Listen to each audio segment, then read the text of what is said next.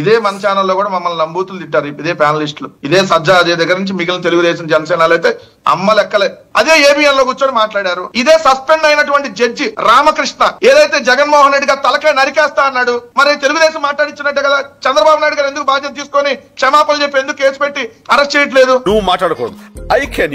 మరి ఇదే టీవీ5 ఛానల్లో యాంకర్ లమ్ము ముమ్ము భాషలు మాట్లాడాడు. మరి టీవీ5 నాయుడేగా దానికి బాధ్యత. ఇప్పుడు మరి టీటీడీ చైర్మన్ ఎందుకు ఇచ్చారట వాళ్ళకి? మరి వాళ్ళ మీద యాక్షన్ తీసుకోవద్దా? అంతా నా ఇష్టం, అంతా నా ఇష్టం. చేబ్రోలు కిరణ్ మాట్లాడాడు.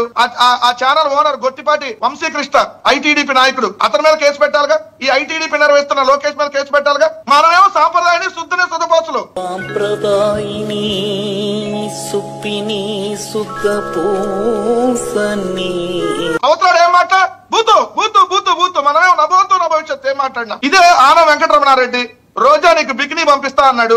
దేంతో తన్నాలని చైర్మన్ ఇచ్చారు, తన్నట్టు మానేసి కార్పొరేషన్ చైర్మన్ ఇచ్చారు. బోషిడికి అన్న పట్టాభికి కార్పొరేషన్ చైర్మన్ ఇచ్చారు. రోజా గారిని బ్లూ ఫిల్మ్ లో యాక్ట్ చేసి నీచంగా మాట్లాడిన బండారు సత్యనారాయణ మూర్తి తెలుగుదేశం పార్టీ ఎమ్మెల్యే ఏదైతే సైకో జగన్ చెప్పాడో లండన్ నుంచి ముండలను మింగటానికి వెళ్ళాడు. అక్కడికి నోటీస్ వాడండి. జగన్మోహన్ రెడ్డి గారిని పట్టుకొని ముఖ్యమంత్రి గారిని పట్టుకొని ఆ రోజు ముండలను మింగటానికి వెళ్ళాడన్న నారా లోకేష్ ఈ రాష్ట్ర మంత్రి ఏదైతే మహిళా హోంమంత్రి సుచరిత గారిని సంఖ నాకమన్నటువంటి వ్యక్తి రోజు ఏదైతే స్పీకర్ అయ్యన్న పాత్ర ఏదైతే తొడలగొట్టి ఆ వైసీపీ నా కొడుకులను లాక్కొచ్చి తన్నాలి అన్నావా గ్రేష్మ ఈ రోజు ఎమ్మెల్సీ ఇదే రోజా కొవ్వును తిరుమల లడ్లో వాడారని చెప్పిన కిరాకార్పి వీళ్ళకి పెద్ద అధికార ప్రతినిధి సీమరాజా ఏదైతే ముగ్గురు ముసలి ముంజులు ఒక చోట చేరాయని చెప్పి లక్ష్మీభారత గారి గురించి మాజీ ముఖ్యమంత్రి భార్య అలానే మంత్రిగా ఉన్నటువంటి రోజా గారి మీద ఆ రోజు మాట్లాడినటువంటి మాటలు ఇప్పుడు కూడా మాట్లాడుతున్న మాటలు వీళ్ళందరూ ఏ పార్టీ అండి? ఏదో చించుకొని అసలు వాళ్ళని తన్నాలి ఆ ఎదవా ఈ ఎదవా అని మాట్లాడినాడు.